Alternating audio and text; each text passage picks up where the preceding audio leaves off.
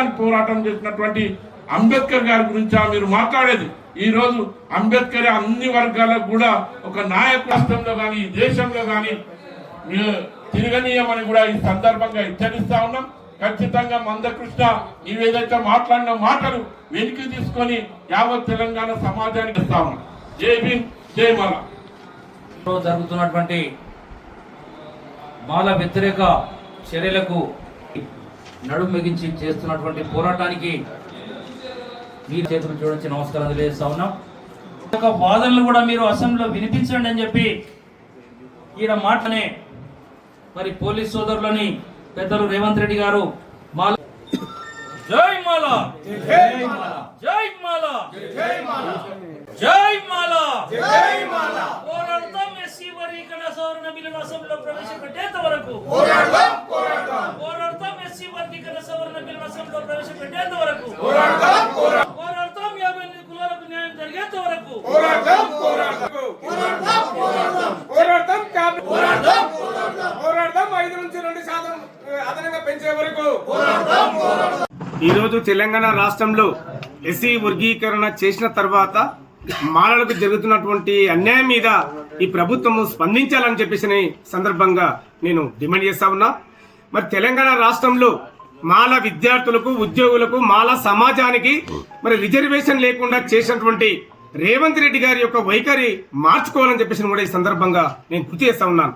కాబట్టి మాలకు జరుగుతున్న అన్యాయం మీద ఈ రోజు ఏదైతే అసెంబ్లీలో బడ్జెట్ సమావేశాలు జరుగుతాయో ఆ బడ్జెట్ సమావేశాల్లో మాల యొక్క సమస్యను మరి లేవనెత్తి చర్చకు రావాలని చెప్పేసి కూడా ఈ సందర్భంగా నేను డిమాండ్ చేస్తా ఉన్నాను.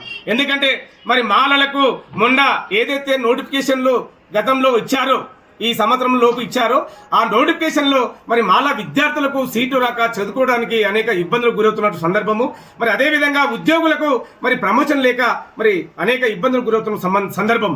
కాబట్టి ముఖ్యమంత్రి గారు మాకు 20 లోపు 2 రోస్టర్ పాయింట్లు మరి అదే విధంగా 3-15 కేటాయించాలని చెప్పేసి కూడా మేము డిమాండ్ చేస్తా ఉన్నాం.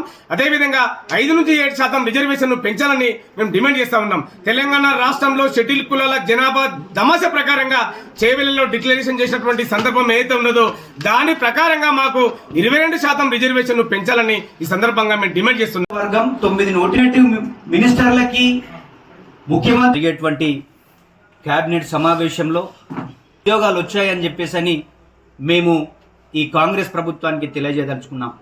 మీరు మాల సామాజిక వర్గం మీద కక్షపూరితంగా రేవంత్ రెడ్డి వీళ్ళకు రిజర్వేషన్ లేకుండా చేసినటువంటి తీరును యావత్ తెలంగాణలో ఉన్నటువంటి పౌర సమాజం కూడా చూస్తూ ఉంది. మీరు సుప్రీంకోర్టు బయట ప్రతిపక్షాలకు కానీ సమాజానికి తెలియజెప్పలేదు. మీరు ఏకపక్షంగా మంత్రులకు కూడా తెలియకుండా వర్గీకరణ చేశారని మేమైతే భావిస్తూ ఉన్నాం. మేము 10 నెలలుగా ఉద్యమిస్తూ ఉంటే నిమ్మకు నీరెత్తనట్టు నీవు పోలీసు పహారలో మేము ప్రెస్ మీట్లు పెడితే అరెస్ట్ చేసి లాఠీచార్జ్ చేసేటువంటి ప్రయత్నాలు కూడా జరుగుతూ ఉన్నాయి. మేము నీకు ఒకటే చెప్పదలుచుకున్నాం, నువ్వు మాలల వ్యతిరేకం అని చెప్పేసి అర్థమైపోయింది. నీవు ఏ పార్టీలు ఉన్నా మాల సామాజిక వర్గం నిన్ను ఓడిస్తుంది.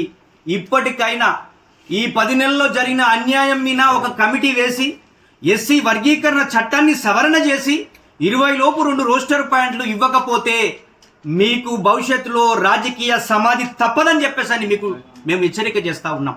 మీరు ఈ బడ్జెట్ సమావేశంలోనే ఈ వర్గీకరణ మీద ఒక నిర్ణయం తీసుకోవాలి. రిజర్వేషన్ల దేశంలో ఈడబ్ల్యూఎస్ వాళ్ళకి 10% రిజర్వేషన్ ఉంది.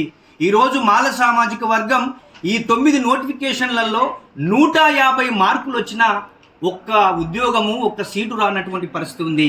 ఈరోజు ఈ 10% ఉన్నటువంటి 5% ఉన్నటువంటి వాళ్ళకు 10% పార్లమెంట్ ద్వారా చేశారు.